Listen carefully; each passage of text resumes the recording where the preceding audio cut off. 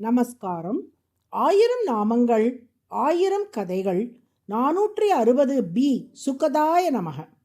தேவர்களுக்கும் அசுரர்களுக்கும் போர் நடந்த வேளையில் அசுரர்கள் கடலுக்கு அடியில் ஒளிந்து கொண்டார்கள். தேவர்கள் பலவாறு தேடியும் அவர்களால் அசுரர்கள் கடலுக்கு அடியில் ஒளிந்திருக்கும் இடத்தை கண்டறிய முடியவில்லை. இந்நிலையில் தேவர்கள் அகத்திய முனிவரின் உதவியை நாடினார்கள். குருமுனிவரான அகத்தியர் கடற்கரைக்கு வந்தார். அச்சுத்தாய நமக என்று சொல்லி கையளவு நீரை எடுத்து உட்கொண்டார். உடனே 7 கடல்களும் வற்றிப் போயின. கடல் மொத்தமாக வற்றிய நிலையில் அசுரர்கள் ஒளிந்திருந்த இடத்தை தேவர்கள் கண்டறிந்து விட்டார்கள். அவர்களை வீழ்த்தி விட்டார்கள். இந்நிலையில் 7 கடல் நீரையும் சுவைத்து பார்த்த அகத்திய முனிவர் அந்த 7 கடல் நீருக்கும் சாரமாக இருக்கும் அமுதை சுவைத்து பார்த்தாராம். ஆஹா, இது மிகவும் இனிய அமுதமாக இருக்கிறதே! தேவர்களுக்கும் கூட கிடைத்தற்கரிய அமுதமாயிற்றே இது! திகட்டாத அமுதமாயிற்றே இது! இதை நாம் பாதுகாப்பாக வைக்க வேண்டும் என்று கருதினார் அகத்தியர். அதனால் தன் தாயான குடத்திடம் அந்த அமுதை கொடுத்து பத்திரப்படுத்தி வைக்க சொன்னார். ஆனால் அகத்தியரின் தாயான குடத்தால் அதை இரகசியமாக வைத்துக்கொள்ள மனமில்லை. அதனால் குடம் அந்த அமுதை குடமூக்கின் வழியாக வெளியிட்டு விட்டது. குடமூக்கு என்பது தான் கும்பகோணம் என்னும் திருத்தலம். அது வெளியிட்ட ஆறாவமுதம்தான் திருமாலின் ஆறாவமுதம் என்ற திருநாமம். இக்கருத்தை ஆசுகவி வில்லூர் ஸ்ரீநிதி சுவாமிகள் அமிர்த சார்தூலம் என்னும் துதியில் ஒரு ஸ்லோகத்தில் தெரிவித்தார். இதை கதைக்குள்ளே ஒரு தாத்பரியம் உள்ளது. இங்கே 7 கடல் என்பது உலகில் உள்ள அனைத்து மொழிகளையும் குறிக்கின்றது. அகத்தியர் தமிழுக்கு இலக்கணம் தந்த தமிழ் முனிவர் ஆவர். 7 கடல் நீரையும் அகத்தியர் பருகினார் என்றால் உலகில் உள்ள அனைத்து மொழிகளில் உள்ள அனைத்து சொற்களையும் சொல்லி பார்த்தார் தமிழ்த்தாயின் தவப்புதல்வரான அகத்தியர்.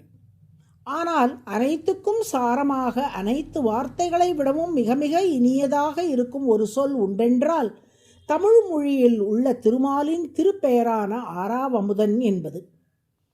இத்தகைய அமுதம் தேவர்களுக்கும் கிடைக்காதபடி அகத்தியர் ஒளித்து வைத்தார் என்றால் தேவ பாஷை எனப்படும் வடமொழியிலும் இத்தகைய இனிய சொல் கிடைக்காதபடி தன் தாயான தமிழ் மொழியில் அதை ஒளித்து வைத்தார் அகத்தியர்.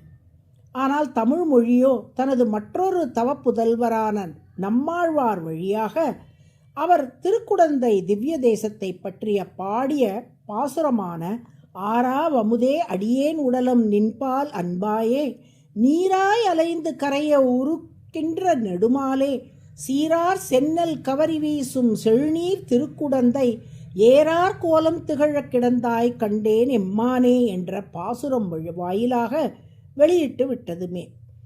மேலும் 4000 திவ்ய பிரபந்தம் என்ற அருளி செயல் அமுதத்தையே உலகுக்கு வெளியிட்ட திருத்தலமும் கும்பகோணமே ஆகும்.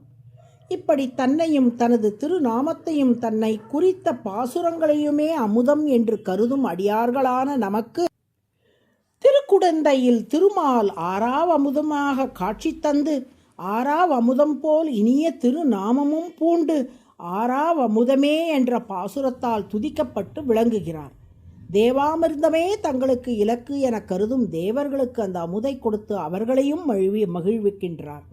இப்படி அவரவர் விரும்பும் அமுதத்தை அவரவருக்கு அளித்து அவர்களுக்கு மகிழ்ச்சி தருவதால் திருமால் சுகதக என்று அழைக்கப்படுகிறார்.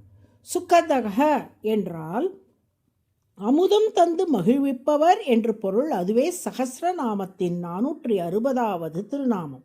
சுகதாய நமக என தினமும் சொல்லி வரும் அன்பர்கள் ஆறாவமுதை பருகி இன்புறும் பேற்றை ஆறாவமுதனின் அருளால் பெறுவார்கள். நாராயண நாராயண.